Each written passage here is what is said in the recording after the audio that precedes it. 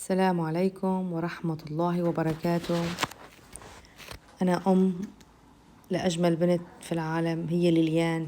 هاي طفلتي من متلازمة الداون، من متلازمة الحب. ممكن يكون شوي الفيديو طويل، يعني دقيقتين شوي مو أكتر، بس أنا هاي أول مرة كنت بشوف ليليان عبدها تحاول توقف على رجليها، وأنا عم صورها بدون ما تحس علي، بدون علمها عم صورها، ومبسوطة كتير كتير فيها لما شفت الحركة إن هي عم بتحاول.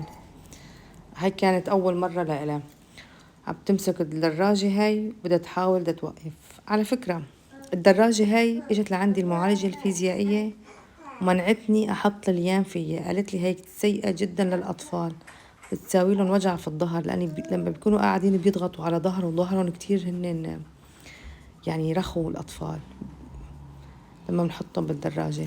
فأنا ما كنت حطها ليان أبدا فيها، كنت خليها هيك مشان تحاول توقف عليه، تمسكها وتوقف كذا، عرفتوا؟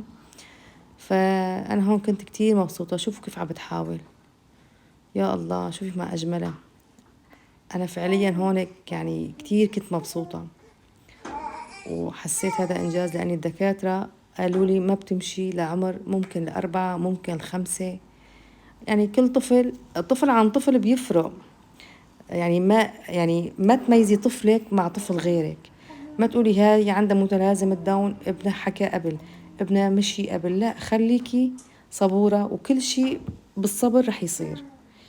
لا تكوني يعني أم عندك طاقة محدودة، لا، خليكي صبورة كتير كتير.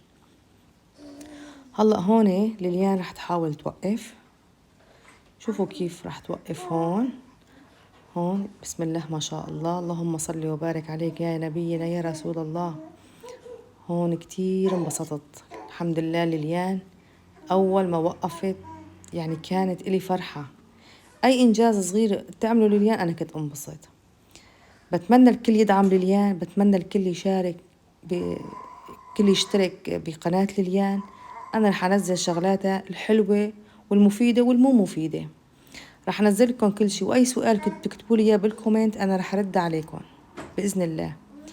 بتمنى من الكل يدعمه مشان نوصل أطفالنا للمكان اللي هن بيستحقوه، للمكان اللي هن لازم يكونوا فيه. لازم نكون كلياتنا أمهات إيد وحدة. أنا بحس كل الأطفال المتلازمة الداون هن أخوة لليليان، وأنتوا يا أمهات أنتوا كأني أنتوا خواتي، فأي شي بتكتبوه بالكومنت أنا وإذا شفته أكيد رح أرد عليكم. شكرا لكم، وادعوا لنا دعوة حلوة من قلبكم. بارك الله فيكم.